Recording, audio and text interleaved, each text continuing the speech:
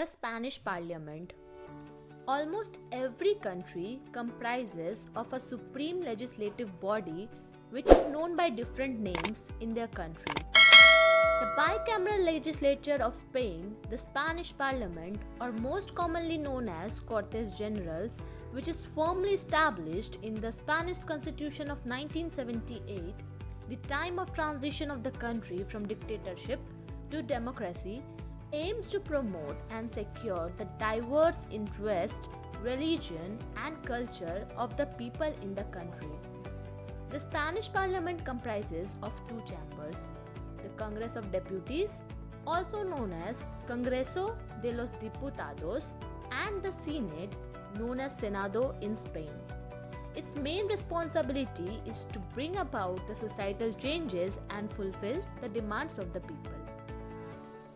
In relation to the legislative processes within the country, the Congress of Deputies plays a very significant role.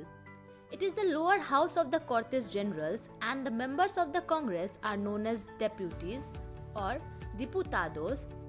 Within this system, the different laws are proposed and people debate in relation with the concerned matters, and the further works are carried out. Every province acts as a constituency and has an electoral district, and the number of members of the Congress depends upon the population of the province. According to the rule, the elections are conducted once in every 4 years, but the Prime Minister has a privilege to call for an early election. There occurs some case of emergency or any other circumstance.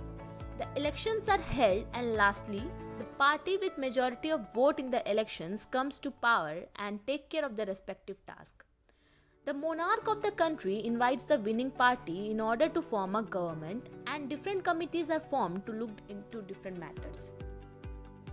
As we all know that Spain comprises of different autonomous communities, and the upper house of the Cortes Generales, which is known as Senate, looks after the diverse interests of these communities. Depending on the specific area, the senators can be directly elected or at times can be appointed by the regional legislatures. Every autonomous community is allocated a fixed number of seats irrespective of the population of the area, which also has a role in constitutional matters such as approving constitutional amendments and important aspects. It has a privilege to propose amendments and can delay the passing of laws in the system.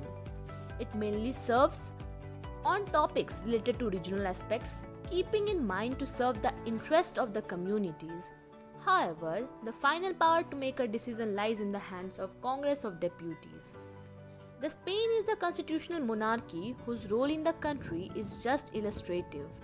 Their main duties are to perform ceremonial rites and duties of big events such as opening of a parliament, or to make major appointments like those of Prime Minister of the country.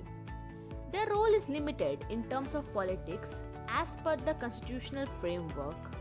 The real power of forming a government of the country lies in the hand of Prime Minister. There are many big and small parties that comes under the Spanish Parliament. Although Spain constitutes a multi-party system since 1990s, with the beginning of the democracy, the Spanish Workers' Party and the People's Party are some of the major working parties of Spain, and with it, some of the smaller parties also form a coalition and contribute in the political structure of the country, resulting to an overall development and well-being of the country and progress in the world economy and other related concerns. The upper house and the lower house functions independently, and the Spanish Parliament also faced some critical challenges related to economic crisis, tension within the areas, and a sense of dissatisfaction among the public. It is very difficult to establish an equilibrium between the autonomous communities and the unity of the nation, which is a matter of concern for running a smooth functioning of Spain. Laws that are passed needs to be compulsorily approved by both the Congress and the Senate. Hence, we can conclude that both the Congress of Deputies and the Senate functions together to look after the legislation, the government, and certify that the interests of both the nation and its autonomous communities are considered in the decision-making processes and benefit the country.